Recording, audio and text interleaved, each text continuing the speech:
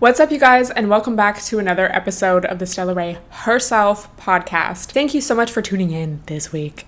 New episodes every Thursday. This week's episode is a day late because I was traveling yesterday, coming back to LA from back home, and I didn't happen to record a podcast in advance, so we're doing it today. Beverage check. I have a venti cold brew with a splash of oat milk. Starbucks finally has oat milk back. And 3 pumps of classic. Yeah. So I was just back home and I planned on vlogging, but because I know people love the Washington vlogs, but I don't know, y'all. It just like this past year, especially, I think the last time I vlogged, I think I did a video at Christmas, but I haven't really vlogged back home since last summer. I don't know. I just haven't really been feeling like vlogging back home because I just want to spend time with my family and like enjoy it. I did do some TikToks and Reels, so you guys have been seeing those. So I hope y'all don't mind, but I am going on another trip soon and I do plan on vlogging that. But you know, I don't know. When I'm with my family, I don't always feel like pulling the camera out. A TikTok is a little different. Like I did a TikTok with my dad and yeah, but it's just like pulling out a camera and just filming like personal shit when I'm just trying to enjoy. I'm not always in the mood for that. I'm gonna be honest. That kind of brings me, I didn't even plan on talking about this right away, but if y'all remember last week, I was talking about the pressure to contentify your life and how a lot of people experience that these days. And after I talked about that throughout the past week, I was just kind of noticing when I would see examples of it. So I think a big example is, I think pretty much like any personal life moments that people are immediately posting or making content about, like having a newborn baby, literally giving birth, and the first thing you're doing is like making TikToks and like posting on your story and just like sharing all this personal shit. Like, and it's like, do whatever you want, but I'm just like, I can't imagine doing that.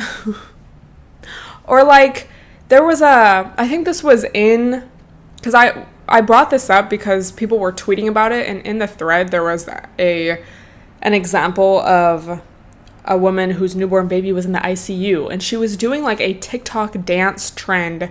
You know when they like point and then they type in the text? It was like that, like updates on her baby, and it's like that especially is like another level of weird. And just, you know, we could just get into family vloggers and how it's kind of weird. Like, I don't know, there's extreme examples of people kind of very obviously exploiting their kids for content. And then there's, you know, examples that are a little less in your face, but it's still like I just think for myself, if I had kids, especially like little kids, would I really be posting them all over? Would I be posting their faces all over? I don't know. And there's a few moms that I follow and I love their content and I think their kids are so cute, but then it's also part of me is like, is this okay? You know what I mean? Like, I don't know. And just in multiple levels, like, you know, you just never really know who's watching. There's some parents that, you know, try to post informative stuff like, oh, this is going on in our community. Or they're posting photos and it's like someone could easily like track that and know where your kids go to school. I don't know if you guys follow Tasia Alexis. She's like from the Vine days, but she's she makes TikToks, you know, with her kids sometimes, and she said she had to pull her daughter out of the daycare she was going to because people found out where she was going to daycare. Like, that's scary shit. But then also just, you know, and on a personal matter, like how much do you want to keep to yourself, you know? And it seems like some people don't even think about that or really even know, you know, it's not like they have a set line in their head of like, okay, this is like how far I'm going to take this. Like, they just kind of post, I don't know. I was like, oh, and this is like no judgment, but it's just kind of observations. And then also just observing, you know, myself and like how much I used to post personal shit and, you know, just friendships and relationships and family moments. It's not like I have kids or anything, but just, you know, more personal things in my life, and then how that's kind of changed as I've gotten older. And, you know, it's like I don't really want the world, you know, I don't even have the biggest following, but it's like I don't even want, you know, acquaintances to necessarily know who I'm hanging out with all the time, or what my family life is like, or what my family looks like, or like things like that. And it's not like it has to be this huge secret or anything, but dude, it's just like, especially when people are going through some kind of like crisis, it's just like, you have to like LOL, you know? Like if someone's like talking about how they're going to rehab, but they're doing like a TikTok trend, like dance, like it's always like that. And I guess the question is, like, that's just funny. I'm sorry. Like, if that works for you and you're helping people and that's fulfilling, like, great. But it's just like, I can't imagine going through, even just like when I struggle with anxiety, I can't imagine being like, dun, dun, dun, I almost had a panic attack today. You know, like, it's so much. But that's also just like not me. Like, I'm not going to do a TikTok dance trying to period. So, again, it's like no judgment. But I guess when I see examples of people kind of like sharing a lot of personal stuff online, it's like I just kind of check in with myself, like, would I be comfortable with that? No. Why? Okay, what kind of personal boundary do I need to set with like what I'm posting, you know? And I guess it's like, what's the line between being real and then like keeping some things to yourself? Because, you know, there's some people that it's like, okay, you're definitely capitalizing off of your family and talking about your kids, and like, bro, it's just weird when parents like overshare like their kids' habits or something their kids said. It's like, bro, that's like embarrassing. Like, that the kid can't consent to that, you know? Like, even if they're like, yeah, it's okay, mommy, for you to post that, it's like, you're not like a real adult. Like, you don't have a brain that knows what's going on and like how this might affect you later in life, like, you know? So, I mean, that's another thing. But it's like, what's the line between, you know, if you want to share, I think motherhood is just like the biggest example, because people just share like such personal moments, I think. But there's like many different examples of how like something personal can just be, you know, it's like, okay, did you really need to share all of that? The question is, what's the line, you know, between, oh, like, are you just sharing perfect moments and like you're trying to make your life look perfect, you never want to talk about anything hard, but then like, when are you oversharing, or, you know, just having no boundary of like what's sacred, you know? And like, I don't know, just, you know, posting your kids when they're first born, like.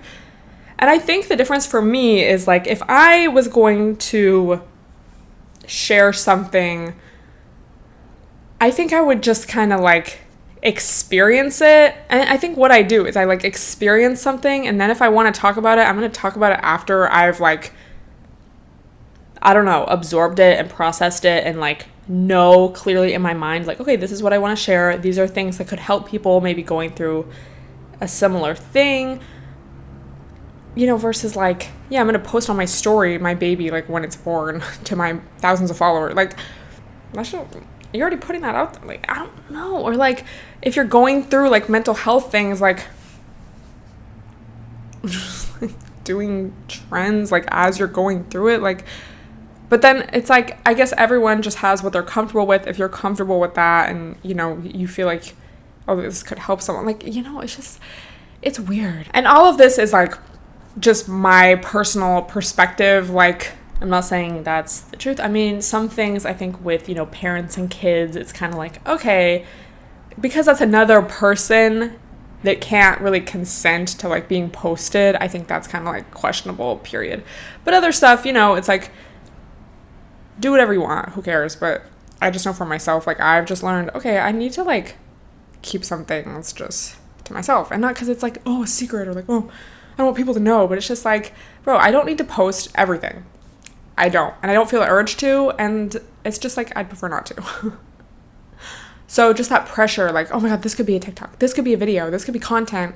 It's like, how about we just take a step back? And I guess also something I've been thinking about since I talked about it last week is just how I have kind of changed what I do and like, you know, the videos, because I used to just vlog everything. If you watch my old vlogs, bitch, I used to just set up the camera. I mean, sometimes that's like funny if you're in the right situation, just to like let the camera roll. But I think something that's really helped, you know, when your brand is yourself or your brand is lifestyle, like, how do I not just post everything about myself, my entire life? What's really helped is planning content in advance, like having a set, you know, at the beginning of the month, at at the beginning of each week, I'm going to write down the videos I want to make, the trends I want to do, whatever. And then also just taking time for myself, doing things with friends where I don't feel the pressure to film it or even to take a photo. I've started posting more photos now just because I wanted my feed to be aesthetic, but it's not like I'm going out and getting ready and doing things like just for a photo or just for a lifestyle vlog or a story or whatever. Also changing the nature of my vlogs to be more focused on just myself and like lifestyle stuff that, if you watch my vlogs now, they're still personal. It's like still about me and my life, but it's not like I'm going to film everything, every friendship I have, every place I like, and I mean, I'll still film stuff, but it's just not to the degree it was before. And I don't think I was ever a crazy example of this, but again, it's just kind of something I've learned and changed throughout the years. But yeah, just having that work-life balance, because if you do social media, like I still really enjoy doing social media and having this as my career. I think it's so cool, and I just love, talking to y'all and our community and talking about stuff, issues, I don't know. But I think there does need to be that work-life balance, and it can kind of be hard to find that when your work is your life, So I would love to hear your thoughts. I kind of already talked about that last week, and you guys did share some thoughts on Instagram and in the comments and stuff, but I just had a few, updates since then. So just wanted to start with that. So our main topic today, I guess, is a TikTok that I stitched. If you follow me on TikTok, the comments have been popping off. We've talked about this a lot, but I just wanted to talk about it fully on here. So there was a TikTok of, this street interview in New York. I think the guy was interviewing another content creator. I don't know. But basically, the dude being interviewed was like, oh, I have a great date hack. If you're in New York City, tell them you're going to a bar.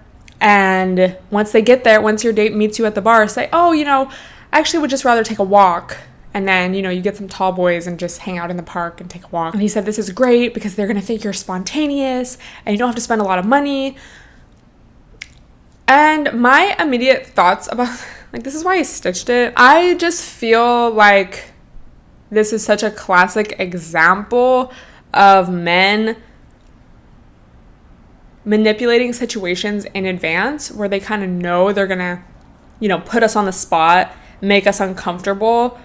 And I don't know this man's, sexual orientation, but the video just reminded me of a lot of personal experiences that I've had and that friends have had and that, a lot of us have had. I'm sure both men and women, but, I can only speak for myself. As women, and I've talked about this so much on this podcast, our immediate knee-jerk reaction is, especially when we're uncomfortable, is typically to be polite, to, not cause a scene, to be nice, to, give someone the benefit of the doubt. And so if a man invites us on a date, even if a friend fucking did this and we get ready thinking we're going to a bar or a restaurant, and then we literally get there and he's like, oh, let's just take a walk instead. It'd be confusing. It'd be weird. You're kind of caught off guard. Even if you're not getting an unsafe vibe, it's still weird. It's like, why are you switching it up? And a lot of women in the comments of my video had a good point of, this second location is bad. And I've heard this before, even, street smarts, if someone, on the street, knock on freaking wood, bro. I hate even saying things out loud. But if someone, has you at gunpoint and they're like, oh, get in the car, it's like, the second location is always going to be worse. So just say, no, kill me now, please. Knock on wood, bro. Oh my God, that's so scary. But yeah, for a date, it's the second location is a bad idea. And I mean, there's a difference between, oh, we just had a great time doing this activity, let's go get a drink, or oh, we had a great time at this bar, let's go to another bar. I don't know. It's be careful of that on a first date, though. You don't want to get too drunk or anything. But it's if someone is trying to switch up the location at the last minute, it's a red flag, because you already told your friends where you're going to be.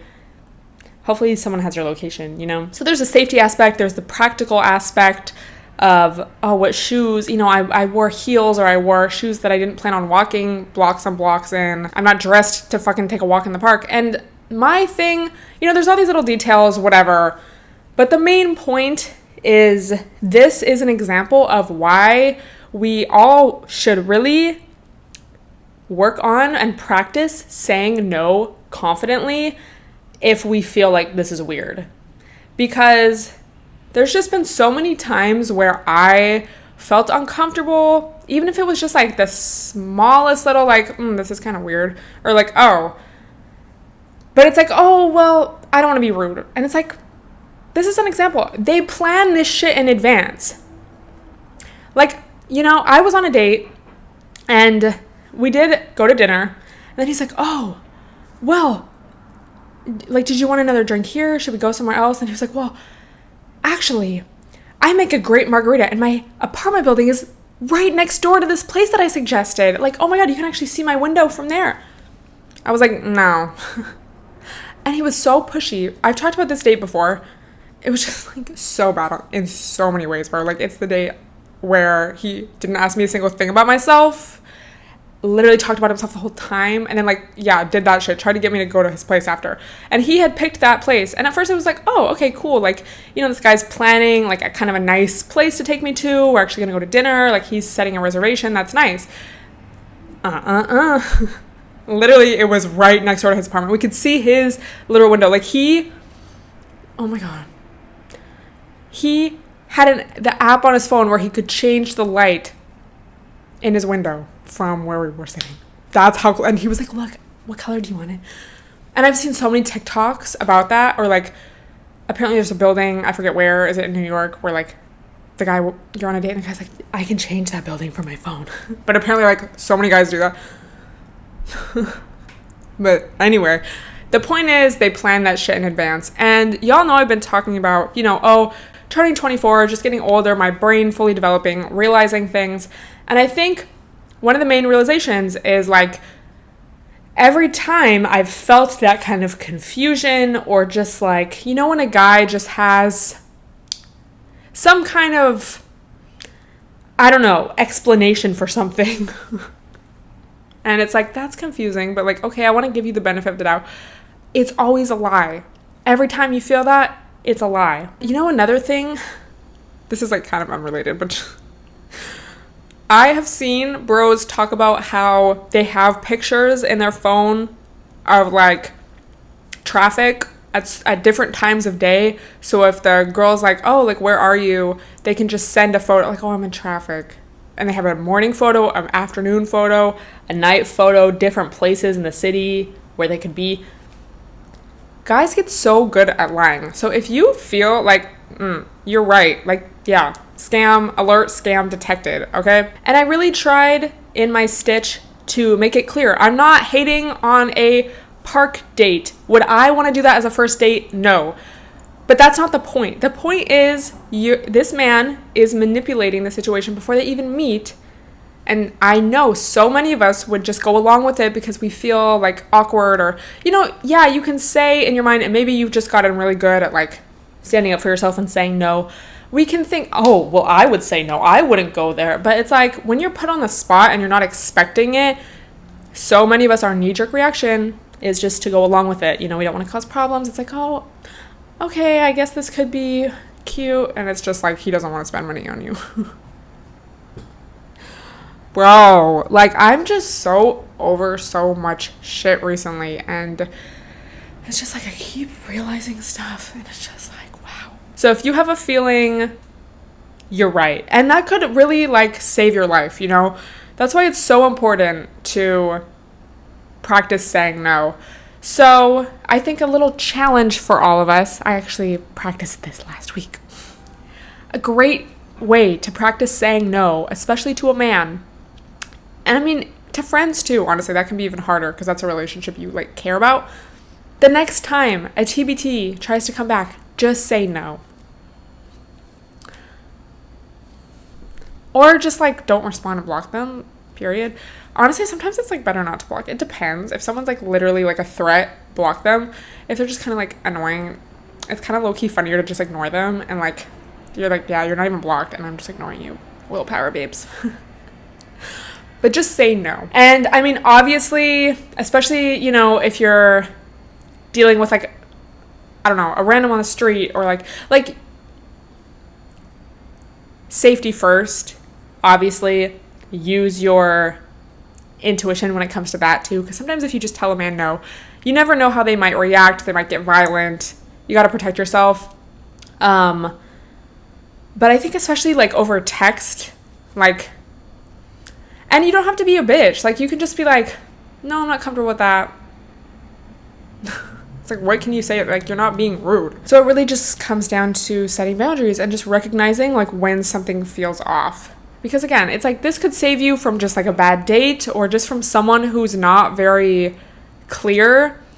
If you, as a man, if you aren't in the financial position to take someone, you know, to a nice restaurant or even like a bar, question mark,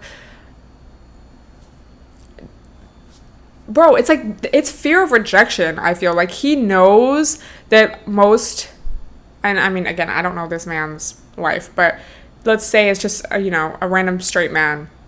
He knows a lot of women aren't going to agree. This is the thing. I know this has happened to some of y'all. Oh yeah, let's have a date on this day. And then the whole day goes, the day of the date goes by, they don't hit you up all day and you're like, is this even happening? Should I say something? And then it's either like you have to reach out or they hit you up like past the time of the date or right before you're supposed to have the date. And they're like, oh, sorry, busy day. Like, did you just want to come over and chill at my place? You know, and they have planned that shit the whole time. So don't give a man the benefit of the doubt in that situation, you know, because we're adults. We're all capable of, you know, communicating. If you're actually having a busy day, saying at the beginning of the day or during the day, so, like, I'm sorry, but for most of us, even if he works the job where he's not allowed to have his phone, I'm sure he gets a break. I'm sure he gets a lunch break. He could send a little text, sorry, today is so crazy. Like, can I take you out tomorrow instead? Sorry, like, but no, because that's not the issue. The issue is he didn't want to take you out in the first place. So he's just going to see if he can get away with, oh my God, I'm just like so busy. I'm so tired. Like, do you just want to Netflix and chill? And we just need to really like start saying no. And like, again, it's like, you don't have to be a bitch. You can just like be like, no, not for me. So they stop thinking they can get away with it, you know, because especially if you like somebody, you have a crush on them, you think they're hot, like you're gonna, oh, well, at least I'll get to see him if I go over to his place. I'm not gonna do anything. But then, bitch, again, like, you know how many of us, it's hard in the moment, like, don't do it. Please, like, oh my God, please don't. Like, this is your sign. Tell a man no this week. If you're single, if you're talking to people, like, I mean, even if you have a boyfriend, bitch, tell a man no. Even if you don't even date men, just tell a man no this week, please. And again, safety first, like, assess the situation. I don't want y'all to get in a bad situation just because you're trying to work on, you know, setting boundaries. But that's why it's like practice over text. And then once you get a little more comfortable doing that, it's like, also, this is something I think I talked about in my chit chat, get ready with me. Or was it a podcast? But like, one of the things I've also learned, and that, like, one of my biggest regrets in my life is, like, why didn't I just leave? If I'm having a bad day, why didn't I just leave? If I'm, like, not having a good time out, why didn't I just leave, bro? Like, and, like, I've gotten better at it. Like, oh, okay, I should just leave. But it's like, why didn't I just leave? Just leave. Like, Irish exit that bitch. Like, bye. I don't need to say bye. Like, oh my God. Bro, you know what pissed me off too is this girl, all the women under my TikTok, you know, were agreeing, sharing their own stories, like saying how, yeah, that would make them uncomfortable. And this one woman, I'm trying to be respectful. It was so weird because she's like a female comedian. And it's just like, bro, I'm on your side. But she was like, she commented like, yeah, you know, these are two creators that know each other. They were just joking. I don't know why you're making such a big deal out of this. It was something like that. So I responded, I was like, yeah, but I'm using it as an example because this happens a lot. Even if they're joking, whatever, it's like an example. And just the fact that also you feel comfortable joking about this when it's like something that happens a lot and like something that puts women in unsafe situations. And it's just kind of like normalizing manipulation, especially towards women. So then she responded again and it's like, bro, people are so annoying. Then she was like, yeah, right. Like, when does this ever happen? Who has this ever happened to? And I was like, it's happened to me. And so then I video reacted. And I was like, a man manipulating you into an uncomfortable situation. Let's talk about it. And then she commented on that. I was clearly talking about taking a walk in the park. That is not an unsafe situation. Like, just, she wouldn't, like, give it up. And it's like, babe, like, I went to her profile. She had, like, a good little following, like, female comedian. I'm like, bro, like, I'm on your side. Are people, like, delusional? Okay, another thing. Just on the topic of, like, delusion and just, like, what the fuck. There was one of those, is it, like, Jimmy Fallon does those street interviews, and so one of them came on my For You page, and it was like, oh, how much do husbands know about their wives? So they were just, like, interviewing random couples, asking the man, like, oh, like, what's your wife's boss's name? What's your wife's sibling's name? And the way these men did not know the answer to any of these questions. And they have done it, they did it that before. It was like a Father's Day thing, like, how much do you know about your kids? I think it was because they were asking both parents, but it was mostly the dad, so maybe it was like Father's Day. They're like, oh, like, what's the name of your kid's school? What's the name of your kid's best friends? What, you know, what's your, I don't remember. It was like stuff like that. Things that you should know as a parent. And the mom knew the answers to all of them, and the dad, like, and it's like they're probably only showing, you know, the dads that didn't know anything for comedic effect. But it's like, bro, what do men think about? Like, genuinely, it's like, what? I swear they only think about sex. Like, it's just, like, shocking. And just the amount of men, you know, it takes them until their 20s, 30s to, like, oh, yeah, I remember when I first learned empathy. Oh my God, I remember the first time I did shrooms. I just realized how connected everything is. Okay, way to catch up, babe. I'm glad you're a full grown adult who's been through multiple, you know, relationships and, you know, it had multiple interactions with people. You're just now realizing empathy. And so it's just like, bro, it's just embarrassing to think about, like, oh my God, I really had a crush on this guy and he probably hadn't even learned empathy yet. How do you, like, if you're a man listening, like, I'm genuinely curious, like, what does it feel like to not experience empathy? But then, like, to learn it. Because, you know, there's sociopaths who genuinely, like, don't ever experience empathy. But then it's like, how do you, like, go that long without? And then it's like, oh, now I know.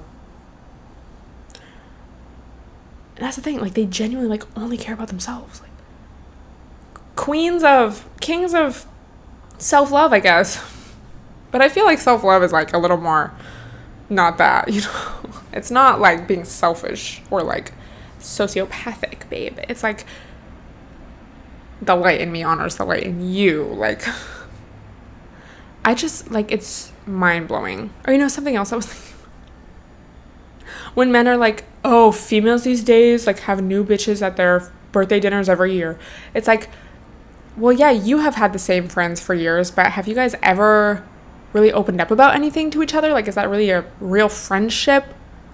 Or is that just an activity partner? Like, is that really an intimate, close relationship in your life? Or is that just someone you ball with? Just like, this is actually a great segue. So I haven't really talked about books in a while. I do still be reading though. So follow me on Goodreads. But I finished another Eve Babbitt's book. I read her book Black Swans, which is a collection of short memoir stories. I think they're categorized as fiction, but it's like memoir vibes. And I think this is one of my faves. I don't know. But it's like, I think this is one of her last books, I want to say, just because she's writing it from a perspective of herself as older, and like she's sober as she's writing it, like retelling these stories, and there's like a story in it where she's like sober. So I have to like check if that's true, but I do think this book was like from later in her career. So you should definitely read it 10 out of 10. Like pretty much any of her books I've read, love. And I've been like so inspired. I feel like this whole year it's kind of been in the back of my mind. I think it started when I I think the first book I read this year was Emily Ratajkowski's book. But I've just been so inspired to like write, just like, I just want to write stories and then like hopefully compile them into a book. Like, I mean, I've always kind of done that, but it's just like this specific style. Like, I don't know. It's just like, oh, just like that nostalgic, bittersweet feeling. So the last story in this book, Black Swans, is called Black Swans, and it's a reference to the Beverly Hills Hilton and how there were black swans there, and she just keeps using those as like a reference, like a metaphor. No, but it's basically a story of how she discovered and why she decided to never get married, and how she kind of chose art and being free and being like an independent woman, artist, creative, over being a traditional wife. And she talks about how, oh, I wish I had the book. I had to return it to the library. But there's like this great paragraph where she just describes like, oh, it's so good. But the story is basically about how, you know, if there was anyone she was going to marry, it was going to be this guy who I believe was also a writer. And he would come to LA and stay in the Chateau Marmont, and she would visit him. And then there was this one summer where it was just so hot in LA, like almost muggy hot. And so this is like before she really decided to become a writer and before she had published anything, I think. And he was always like encouraging of her, you know, he always made her laugh, but then they would like fight. I don't know. So they go to the Beverly Hills Hilton because they're like, oh, it'll be cool there. You know, there's not AC in the chateau, so we'll go there. And then they get into this huge fight at dinner, and just the way she's able to describe like the vibes, it's just like you can feel it and imagine it so perfectly. Like, oh my God. She just, every time I read one of her stories, like I can just see it, like I'm in it. It's just so like chic. But basically they have this huge fight. So she's like, I'm leaving. And literally in the night, she leaves early in the morning or something. And she like puts in the mail one of her stories to submit to this magazine. And it ends up getting published. And that was kind of the kickoff of her, you know, blowing up as a writer. And the guy gets so pissed. Like, he's so mad that now she's more successful than him. He doesn't talk to her, and he's just like pissed. And she's like, wow, like this was so meaningful to me and such a huge part of me, and like the one man that I could see myself spending the rest of my life with, like just is like disgusted by it and like wants nothing to do with me once I've like found this huge part of myself, you know? And there's this story called Tango Land where she's taking these tango lessons, and it's like, oh my God, like it's just so chic. Like I need to buy this book too. But yeah, I think one of my realizations this year is that I want to work on just being a full, complete person and not a wife or a girlfriend or just like a woman, you know? It's like, what makes me happy? What feeds my soul? And whether or not that includes a man, or, you know, if a man goes along with that, it's like kind of like, ew, don't care. So yeah, I guess let me know if you've read that book, that story, and if you relate to that, you know, like it's just crazy that the boxes that were kind of like put in society, and like everyone can relate, you know, but especially just as a woman, it's like there's such specific, like, do you meet this checklist? And it's like, if I don't meet your checklist, that does not make me less of a person, okay? So last topic I wanted to discuss we're starting with content and we're ending with content. It's going to be Instagram growth for these days. So I found this guy on TikTok actually, but then I also followed him on IG and Twitter. His name is Steve. His IG is the Stephen Mellor, not sure. I had seen his TikToks before, but this TikTok really stood out to me. It was about how you can grow as a small creator. So if you're interested in this, stick around. If not, thank you so much for listening. So as I said, I like to definitely plan all my content for the month, for the week. I kind of, you know, at the beginning of each month, we'll write down each week and do a rough kind of outline of what I want to do, especially with videos. That's a little easier because I do less of them, like YouTube videos. But then especially with Reels and TikTok, like such a huge part of it is just staying consistent. And I was super consistent for a while, but then I kind of fell off the bandwagon. And so I've just, been trying to get back on it, and I've been doing great, I have to say. He had this plan. He showed this video from someone who works at Instagram talking about how they're going to be prioritizing smaller creators, which I guess a smaller creator, like the main focus is those with under 50K, which, period. I'll link the TikTok down below so you guys can watch it if you're interested. But he basically came up with this. He does these just super good videos with like a notepad and like draws out these great plans. And I do that shit. So it's just like I just absorb the information so well because it's like my style. Like it's visual, but it's also like a list, but it's like words. It's like perfect.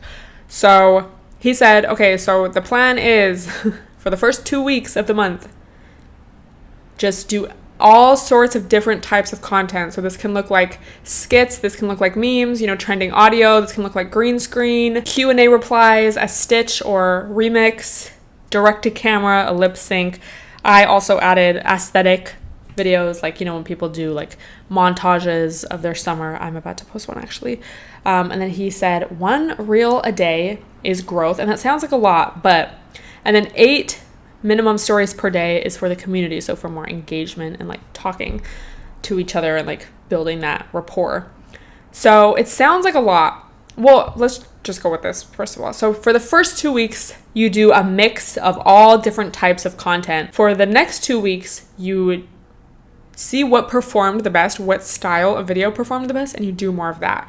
So my thing again was like I would do a lot of just, and I still do this, but like I would only pretty much do, a meme or like an audio kind of lip sync thing. And the thing is, if some perform better than others, it's still the same kind of format. So like a different kind of video I want to do is like a styling video, like just showing outfits. And I've done that before, but it's just not super consistent. So I want to do another one of those and just see how that performs. My stitch that I was talking about in this video is actually getting a lot of comments on TikTok, so that's kind of interesting. And that was just a random video I decided to do because I saw that on my For You page in the moment, and I was just like, I'm just gonna post this. It's not part of my like schedule, but I'm just gonna do it. And that's actually getting a lot of comments and engagement and followers. It doesn't have that many views at this point. I think it only has like 11,000 views, but it's like every time I go on TikTok, there's more and more comments. So that was interesting. I want to do like a screen recording type of video, like, just different styles. And so at the beginning of the week, when I was back home, actually, I wrote down like all the TikToks I want to do or like reels I want to do for the next 2 weeks. And then as I watch TikTok, I'll just save audios like, oh, I could use that and like say that or whatever, or I could use this song. And it's only 7. Like it's when you actually like, it sounds like a lot. Oh, I have to post one every day. But it's like when you do it in advance and you write down, it's like there's so many different videos you can do. And like so many of them are so easy. It takes 2 seconds to film. And then that's your video for the day. And you can see how it performs. So that's what I'm currently doing. When I was super consistent, I was like growing on Instagram for the first time in so long. Finally getting new followers. My female to male ratio, the female expanding, and I just want to get back on that bandwagon. I had multiple videos, reach millions and millions of views on Instagram, which that never would have happened before. And now I'm also posting more photos and stuff, but I'm still trying to have my main focus. I'm posting photos for the like aesthetic of my page. I'm not really posting photos to grow or to like, I'm just doing it like for the quaintness. So when you go on my page, it looks nice. And it doesn't just look like my TikTok feed. So yeah, that's just like a little insider info for you guys if you are looking to grow on TikTok or IG. So I will let you know how it goes. But thank you so much to everyone, Avi, who posts or engages with my content. Even if you're just listening to this, like that means the world to me. And yeah, that's another thing. Like I'm not super consistent with posting podcast reels because it's just, they're sometimes like tedious to edit. But that's another thing. Like sometimes some will do better than the other ones. And that's just like If you've seen, I've talked about Modern Millie on YouTube before. She's another kind of like, I don't know, content marketing, like strategist type of creator. But she's talked about how, you know, taking a piece of content and just turning it into as many different pieces of content as you can is like such a key step. So like I film this podcast. It's also going to be an audio on Spotify, Apple Music.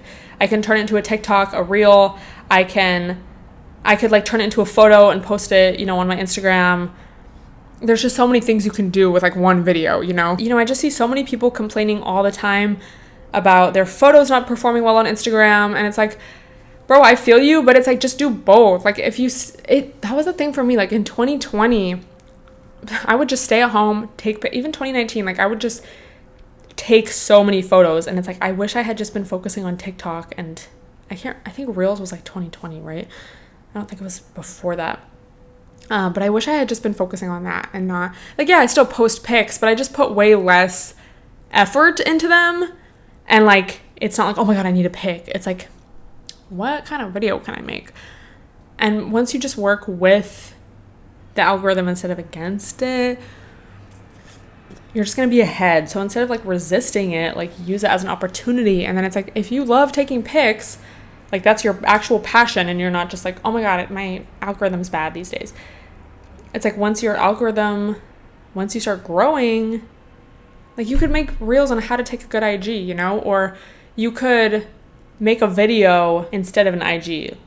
Like instead of taking a pic, like just set up your phone and just like pose, or like, you know, then add aesthetic music, and then you're getting views on a reel, and then your post will be boosted, and you know? So it's not don't post pics, but just that's not the number one priority, you know? And obviously post on stories, but I think we all kind of do that like automatically, especially if you are like a content creator. So again, like if you don't care, whatever, but I just did want to share, I did want to share this for those who are looking to grow or who do make content and are just looking for some tips and tricks. I'm always looking for that free game, because, you know, it can be hard, especially when you don't really know where to start. And like I always say, as someone who's been in the game for so long, you get so used to doing things a specific way and like used to what's working for you, that it's like hard when things change, like to then adapt and learn a new kind of, I don't know, scheduling routine, or just like what kind of content to focus on. So I've been trying to think of it as like, okay, back in the day when I wanted to grow on YouTube, I would post every day. That's what worked. So now I just need to apply that kind of vibe, even though it's not the exact same strategy or anything, but just kind of have that same mindset towards Reels or TikTok or whatever, instead of like making a YouTube video my main focus, or like an Instagram photo my main focus. It's like, let's focus on short form content. And once you kind of get in the flow of it, it's actually a lot easier. Like I don't even know how I used to do it back in the day, like posting a full YouTube video every day. Like I could not do that now, because like I said, also like kind of want to have that work-life separation a little bit. I don't want to be posting so much of my life every day. Maybe that was part of why it's like it worked, you know? So let me know if that's helpful, and if you have any tips, share them down below. But I think that's all I'm going to talk about today, y'all. Thank you so much for tuning in, and let me know what topics you want me to discuss in next week's episode. I will talk to you guys then, and stay tuned. Follow me on IG and TikTok for those daily uploads, and post this on your story aesthetically if you wish. Tag me so I can repost. Love you guys, and I will see you next week.